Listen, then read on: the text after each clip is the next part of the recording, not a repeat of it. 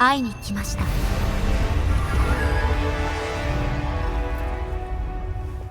Halo semuanya, selamat datang di channel Error.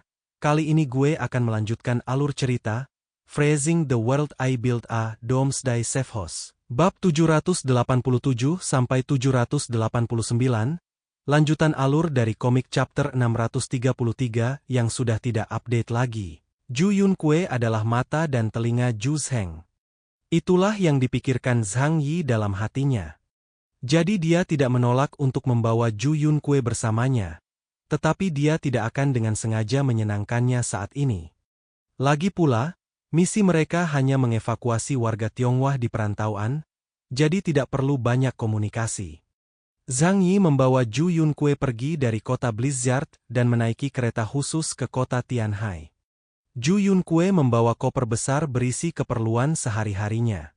Zhang Yi tidak berniat membantunya untuk menyimpan di subruang. Dia menutup matanya begitu dia naik kereta dan duduk dengan tenang untuk beristirahat. Pria Sigma tidak pernah jatuh ke dalam perangkap wanita. Setelah tiba di kota Tianhai, Zhang Yi mengeluarkan mobil salju dari angkasa luar dan berkata kepada Ju Yunkue, "Ayo pergi ke tempatku dulu." Hati Ju Yunkue tergerak, "Di mana kau tinggal?" Dia menatap Zhang Yi dari atas ke bawah dan bertanya dengan curiga, "Apa yang ingin kau lakukan dengan membawa gadis sepertiku pulang?" Zhang Yi benar-benar terdiam. "Apakah kau tidak mau ikut?" Aku ikut." Ju Yunkue merasa sedikit gelisah, dan diam-diam bertanya-tanya apakah Zhang Yi telah menyadari rencana Zhu Zheng dan berencana mengambil kesempatan untuk melakukan sesuatu padanya. Meskipun tujuannya sama, dia merasa kemajuan tidak boleh begitu cepat. Setidaknya harus ada beberapa pendahuluan. Misalnya, Zhang Yi pertama kali tertarik padanya, lalu jatuh cinta padanya tak terkendali, dan kemudian mereka berdua secara alami terlibat sesuatu. Namun saat ini, Zhang Yi jelas memegang kendali. Dengan suasana hati yang tidak tenang, dia masuk ke mobil Zhang Yi. Turun, duduk di belakang. Zhang Yi menatapnya yang duduk di kursi penumpang dan menendangnya keluar tanpa ragu-ragu. Ju Yunkue menggertakkan giginya karena marah. "Apakah serius? Kursi penumpangku disediakan untuk wanitaku." Zhang Yi berkata tanpa bertanya. Dia bisa merasakan kesombongan Ju Yunkue, jadi sebelum memulai misinya, dia harus meredam kesombongannya. Kalau tidak, pasti akan ada banyak masalah di kemudian hari. Ju Yunkue dengan tajam memahami inti permasalahannya. "Kau punya pacar?" "Tentu saja," kata Zhang Yi dengan tenang. "Menurutmu, apakah mungkin seorang pria setampan dan cakap sepertiku bisa tetap melajang?" Ju Yunkue membelalakan matanya. Pamannya benar-benar memintanya untuk mengejar seorang pria yang sudah punya pacar? Memikirkan gaya bercerita pamannya yang sangat realistis, Ju Yunkue dengan enggan menerima kenyataan. Ia berpikir dalam hati, "Tak apa, sekalipun dia punya pacar, aku tetap bisa merebutnya."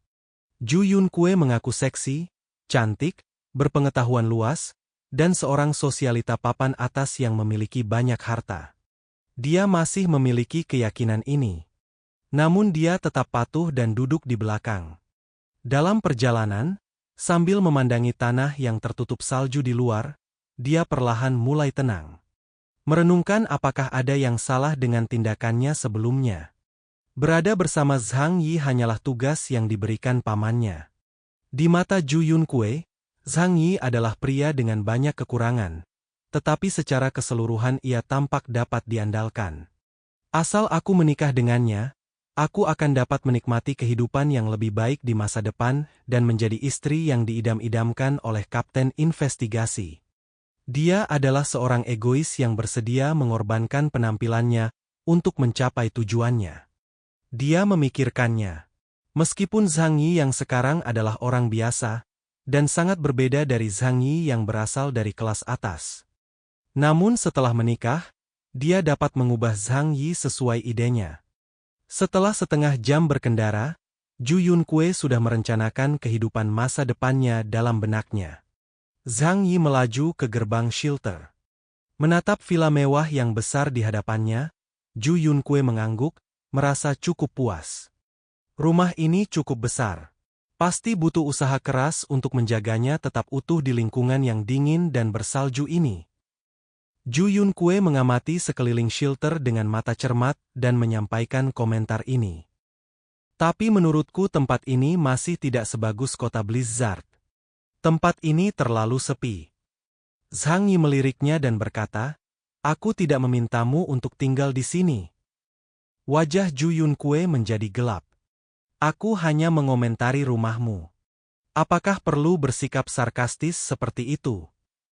Zhang Yi mengabaikannya dan membuka pintu shelter sendiri. Setelah pemindaian keamanan, pintu shelter besar itu perlahan terbuka. Zhang Yi dan Ju Yunkue masuk ke dalam shelter. Setelah melihat dekorasi mewah dan hangat di dalamnya, mata Ju Yunkue akhirnya menunjukkan cahaya yang berbeda. Dia mengira tempat di luar kota Blizzard itu sunyi dan kumuh. Sekalipun ada jejak-jejak aktivitas manusia, mereka pasti sangat miskin. Tetapi semua yang ada di shelter benar-benar mengejutkannya. Kehangatan dan kemewahan, dengan penglihatannya dia pasti dapat melihat bahwa semua dekorasi dan perabotan memiliki kualitas terbaik. Bahkan karpet di bawah kakinya adalah produk tenunan tangan yang diimpor dari Roma. Sepotong kecilnya, yang luasnya hanya beberapa meter persegi, berharga puluhan ribu koin Kolombia. Itu 200.000 dalam mata uang Cina. Bukan hanya karpetnya saja, tetapi juga sofa, langit-langit, lemari, kursi, semuanya adalah merek yang paling mewah. Setelah kiamat, belum lagi villa kecilnya di kota Blizzard, bahkan Ju Zheng tidak pernah menikmati kehidupan mewah seperti itu. Di mana kau mendapatkan barang-barang ini? Ju Yunkue memaksa dirinya untuk menahan keterkejutan di hatinya dan bertanya dengan tenang. Salju tebal menutup kota. Bahkan di kota Blizzard, hanya perlengkapan yang diperlukan yang dapat dipindahkan. Tidak ada yang punya waktu untuk bersenang-senang. Tapi kenapa kau punya begitu banyak barang mewah di sini? Zhang Yi menjawab dengan santai, "Ini kiamat. Barang-barang ini berserakan di mana-mana di mall. Aku mengambilnya dari mana-mana." Di shelter, sebagian besar perkakas rumah tangga masa kini diperoleh oleh Zhang Yi. Dia mengatakannya dengan ringan, tetapi bagi Ju Yunkue, sewa itu sangat sulit didapatkan. Lagi pula, tidak semua orang seperti Zhang Yi, yang memiliki kemampuan menggali perbekalan dari lapisan salju puluhan meter di bawah tanah dan kemudian mengangkutnya kembali dari jauh. "Hah? Ada tamu di rumah." Tepat ketika Ju Yunkue terkejut, sebuah suara yang menyenangkan tiba-tiba terdengar di telinganya. Dia menoleh dan tidak bisa mengalihkan pandangannya. Berdiri di depannya adalah seorang wanita tinggi dan cantik mengenakan gaun biru. Riasannya sangat halus, wajahnya yang putih dan lembut bagaikan wajah bayi, dan bentuk tubuhnya yang anggun semakin ditonjolkan dengan sempurna oleh gaunnya yang ketat. Itulah tubuh dengan rasio ideal sesungguhnya, yang terlatih dan tidak terlalu kurus. Ketika melihatnya, Ju Yunkue tidak dapat menahan diri untuk tidak menyentuh lengannya. Tiba-tiba dia merasa tidak nyaman di sekujur tubuhnya. Jelas saja, dia juga seorang wanita cantik dan anggun, tetapi saat membandingkan dirinya dengan wanita di depannya, Ju Yunkue merasakan rasa bersalah dan malu dari lubuk hatinya. Youke tersenyum lembut dan menatap Ju Yunkue. Tetapi setelah beberapa waktu, dia merasa lega. Zhang Yi berkata kepada Youke, "Ini Ju Yunkue, dikirim oleh atasan untuk menjalankan misi bersamaku. Tolong hibur dia." Cahaya aneh melintas di mata Youke. "Misi lain? Kau mau kemana? Apakah jauh?" Zhang Yi melepas pakaiannya yang berat dan berkata, "Rahasia. Ini adalah misi rahasia. Aku tidak bisa membawa terlalu banyak orang bersamaku." Youke menyapa Ju Yunkue dengan sopan. "Apa yang ingin kau minum? Kopi atau teh?" Ju Yunkue menggigit bibirnya dan berkata, "Terima kasih. Aku akan minum air putih saja." Saat Youke menuangkan air untuk Ju Yunkue, dia mulai mengobrol dengan Zhang Yi. Apakah kau butuh bantuan kami untuk menyiapkan sesuatu? Jika perjalananmu jauh, ajaklah aku. Akan lebih mudah jika ada dokter di dekat MU. Zhang Yi sedang berbaring di sofa, berpikir dalam benaknya. Jangan khawatir, aku punya masalah lain yang harus dipikirkan. Ketika mereka tengah berbincang-bincang, Yang Mi dan You Haimei mendengar suara itu dan angkat bicara. Melihat mereka, Ju Yunkue berteriak kaget, "Apakah kalian Yang Mi dan You Haimei?" Yang Mi dan You Haimei keduanya adalah artis besar yang terkenal sebelum kiamat, jadi tentu saja dia mengenali mereka. Setelah mengetahui identitas Ju Yunkue, semua orang menyapanya dengan sopan. Ju Yunkue mulai merasa aneh terhadap Zhang Yi. Dia mengetahui secara tidak langsung bahwa Yang Mi dan You Kr keduanya dekat dengan Zhang Yi. Hal ini membuatnya sedikit tidak senang. Meski di dunianya, pria cakap selalu dikelilingi banyak wanita. Namun dalam hatinya, Zhang Yi sudah menjadi mangsanya. Jadi bagaimana mungkin dia bisa tidak setia padanya? Untuk sesaat, dia mulai merasa tertekan lagi. Satu demi satu, orang lain di rumah itu dipanggil keluar. Ekspresi wajah Ju Yunkue mulai menjadi gelisah. Selain You Kr dan dua orang lainnya, sebenarnya ada beberapa gadis muda dan cantik di keluarga ini. Dari segi penampilan, Yang Xin tidak kalah menarik dari You Kr dan Yang Mi. Yang lebih penting adalah dia baru berusia 18 tahun, muda dan lincah. Lu Keran dan Liang Yu juga sangat cantik, tetapi mereka berdua memiliki temperamen yang sangat istimewa, temperamen wanita mandiri yang bukan sekadar wanita biasa. Ada begitu banyak gadis cantik di sekitarnya sehingga Ju Yunkue mulai merasa sedikit kesal. "Ahem, Tuan Zhang, kapan kita berangkat? Ada sesuatu yang tidak kuketahui apakah harus kukatakan atau tidak. Ini misi rahasia, jadi sebaiknya jangan bawa siapapun yang tidak terkait dengan misi ini." Zhang Yi memandang Ju Yunkue dalam-dalam. Dia terdiam beberapa detik sebelum berkata kepada Yang Mi, "Siapkan kamar untuk Nona Ju agar bisa beristirahat." Ju Yunkue tentu saja menyadari kalau Zhang Yi ingin berbicara dengan orang-orang dekatnya dan tidak ingin dia, orang luar, berada di mereka. Dia berdiri dengan bangga dan tersenyum bersama Yang Mi. Setelah beberapa saat, Yang Mi kembali ke ruang tamu dan berkata sambil tersenyum, dia sangat menyukai kamar yang diatur untuknya. Setelah itu, dia duduk di sebelah Zhang Yi dan bertanya, "Zhang Yi, siapa dia? Apakah dia mutan kuat dari tim investigasi?" Awalnya orang-orang di shelter sedikit kagum pada Ju Yunkue. Mereka mengira bahwa orang yang diutus Ju Zheng untuk menjalankan misi bersama Zhang Yi pastilah seorang master yang memiliki kemampuan luar biasa. Zhang Yi berkata dengan tenang, "Dia hanya kerabat Ju Zheng. Aku seharusnya diminta untuk membantunya menyempurnakan resumenya sehingga akan lebih mudah untuk mempromosikannya di masa mendatang." Ada sedikit rasa geli di mata Yang Xin. Dia memiringkan kepalanya dan menatap Zhang Yi, "Tapi mengapa aku merasa sikapnya terhadapmu agak aneh?" Zhang Yi mencibir, menyilangkan tangannya dan berkata, "Bagaimanapun juga, dia adalah keluarga seorang bos besar, jadi dia terbiasa bersikap sombong." Senyum Yang Xin sangat aneh. Dia bertukar pandang dengan You Kr dan yang lainnya, lalu berkata, "Kakak Zhang Yi, kau tidak mengerti wanita. Kurasa dia sepertinya menargetkanmu."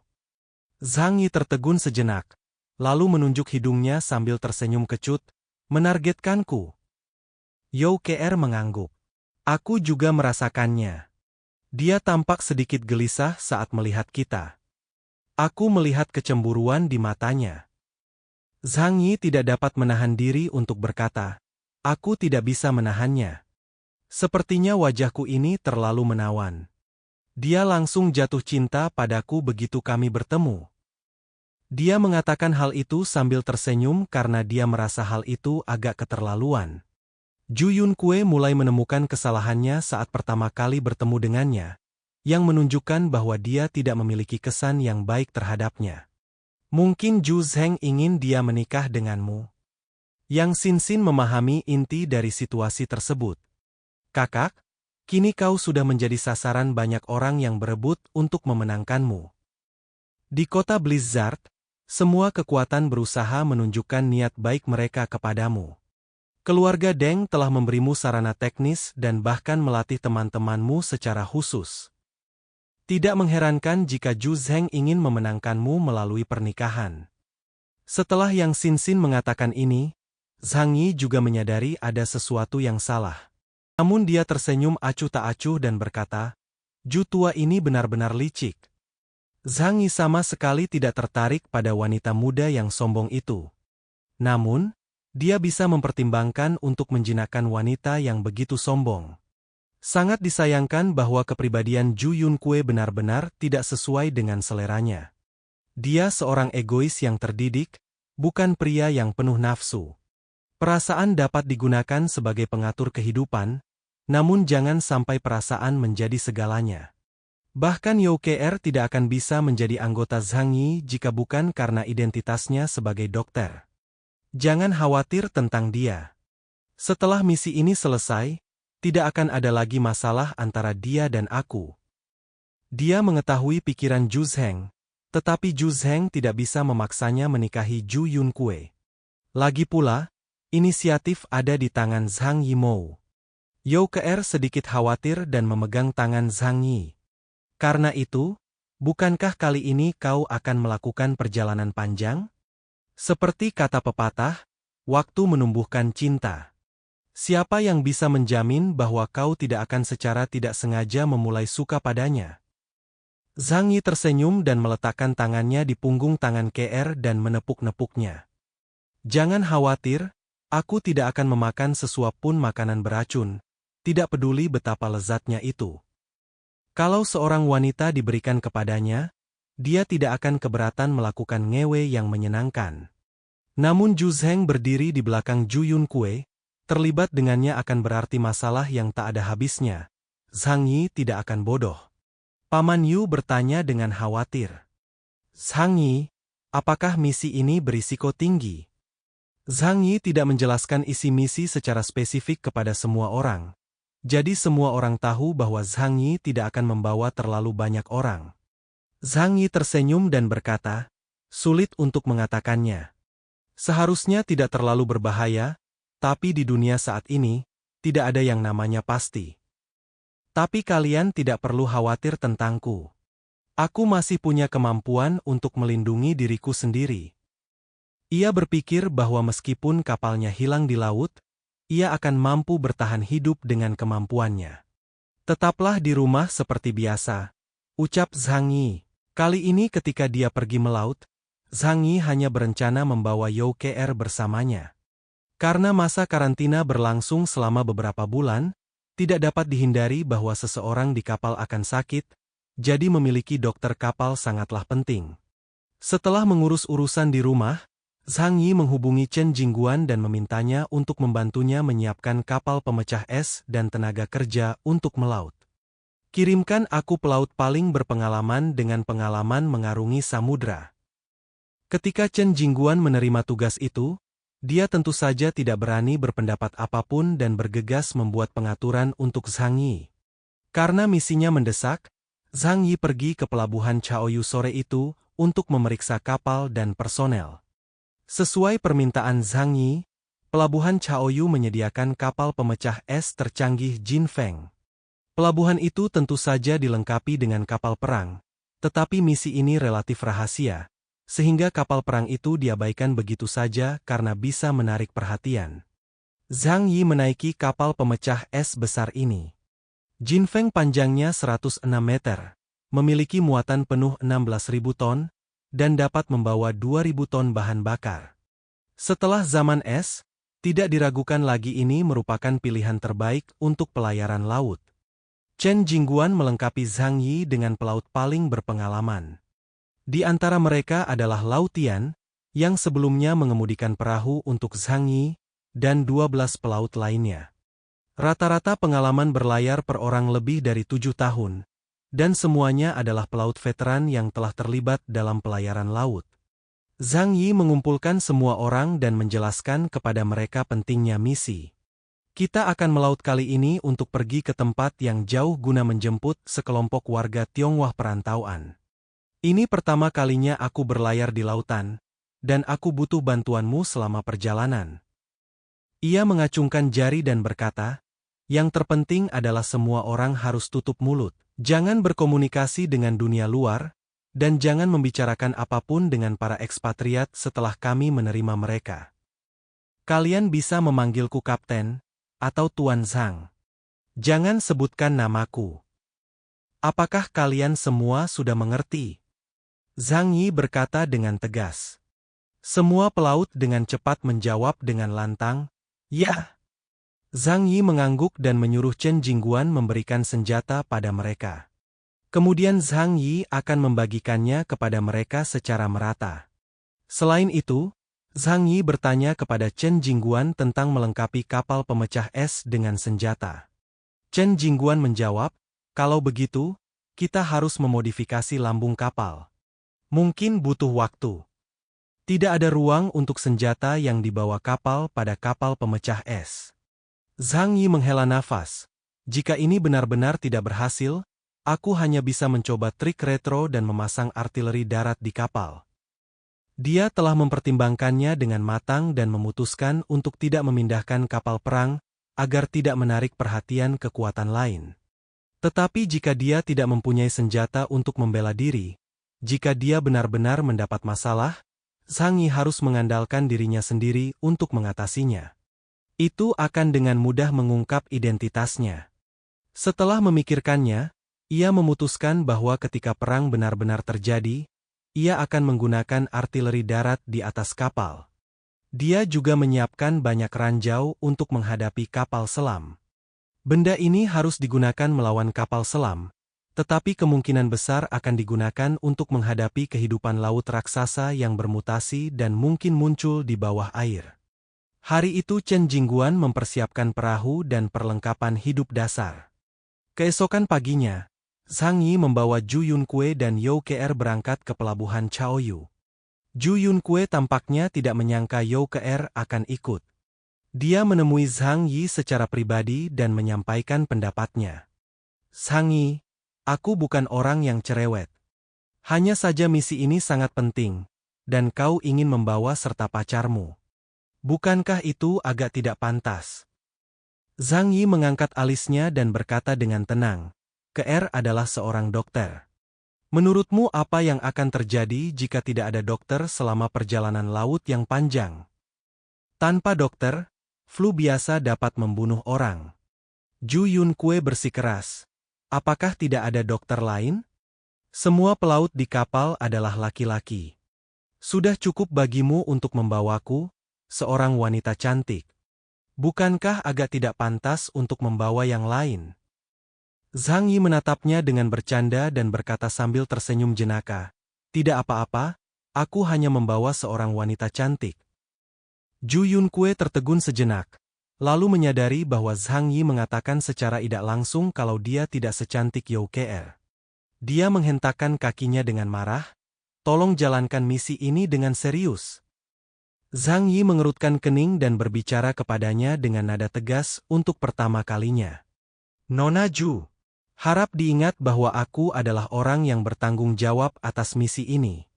Kau hanya mengikutiku, jadi jangan ikut campur dalam keputusanku. Perlu kuperjelas. Kalau bukan karena menghormati Panglima Zhu Zheng, aku bahkan tidak akan mau repot-repot mengajakmu. Jadi lain kali saat kau berbicara padaku, sebaiknya kau bersikap sewajarnya. Kau mengerti? Jika kau terus bertindak tidak masuk akal, aku akan menendangmu keluar. Begitu Zhang Yi marah, Zhu Yunkue langsung layu. Dia adalah seorang laki-laki yang telah mengalami tumpukan mayat dan lautan darah. Saat dia marah, aura pembunuh di tubuhnya cukup untuk menakuti wanita muda yang tidak berpengalaman ini. Dia begitu pemalu, bahkan dia tidak bisa mengucapkan satu kalimat lengkap. Zhang Yi bahkan tidak memandangnya dan berbalik untuk mencari You Ke.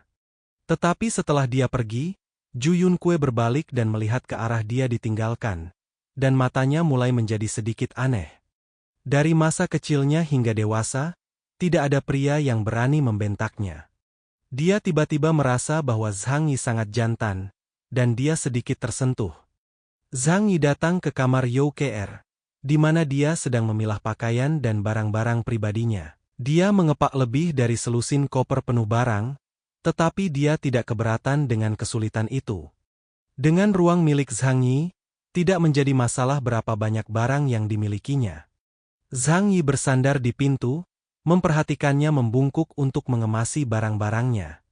Sosoknya yang cantik dan lekuk tubuhnya yang sempurna masih membuat jantungnya berdebar. Zhang Yi menyilangkan tangannya dan berkata dengan tenang, "Sangat sulit untuk bepergian jauh ke laut. Kali ini akan memakan waktu setidaknya 2 hingga 3 bulan. Lautnya ganas dan pasti tidak akan senyaman di rumah. Apa kau sudah memikirkannya?" Youke Er berdiri setelah mendengar itu, dan meregangkan tubuhnya dengan malas, memperlihatkan pinggangnya yang indah dan ramping. Dia menatap Zhang Yi sambil tersenyum, "Tentu saja. Lagi pula, jika aku tidak mengambil kesempatan ini, akan sulit bagiku untuk mengenal kalian berdua." Dia mendekat, memeluk lengan Zhang Yi sambil tersenyum, dan menempel erat pada tubuhnya. "Aku akan membantumu." Lagi pula, katanya dengan senyum licik di wajahnya, matanya yang seperti bunga persik penuh dengan kejahilan. "Kau sudah mengatakan bahwa pelayaran itu akan memakan waktu 2 atau 3 bulan. Jika aku tidak ada, kau akan merasa sangat tidak nyamankan." Aku tidak akan memberi wanita itu kesempatan." Zhu Zheng mengirim Zhu Yunkue untuk mengikuti Zhang Yi, dan tujuannya jelas, yaitu berharap sesuatu akan terjadi antara Zhang Yi dan Zhu Yunkue. Namun, semua orang tahu bahwa di tengah situasi yang tidak pasti, yang terbaik adalah tidak berpihak pada kekuatan tertentu. Tetapi jika tidak ada wanita lain di kapal selama pelayaran beberapa bulan, siapa yang bisa menjamin bahwa Zhang Yi dapat menahan godaan? Zhang Yi bertanya pada dirinya sendiri dan dia tidak berani memberikan jaminan. Dia menghela napas dan memeluk tubuh Youke Er yang anggun. "Kau benar-benar perhatian. Jangan khawatir, aku bisa menjamin keselamatanmu bahkan jika kamu menghadapi bahaya di laut." Dengan kemampuan terbang di udara dan portal dimensi, dia tidak akan memiliki masalah membawa Youke Er melarikan diri bahkan jika terjadi kecelakaan kapal. Sebelum berangkat, ia telah mempelajari semua pulau dan terumbu karang di sepanjang rute. Di saat Zhang Yi sedang mempelajari itu. Bab 787-789, lanjutan alur dari komik chapter 633 yang sudah tidak update lagi pun berkakhir. Kata-kata hari ini adalah, diakal-akalin bisa ternyata. Jangan lupa klik tombol like dan tinggalkan komentar guys. Jangan biarkan kolom komentar kosong. Itu aja, terima kasih.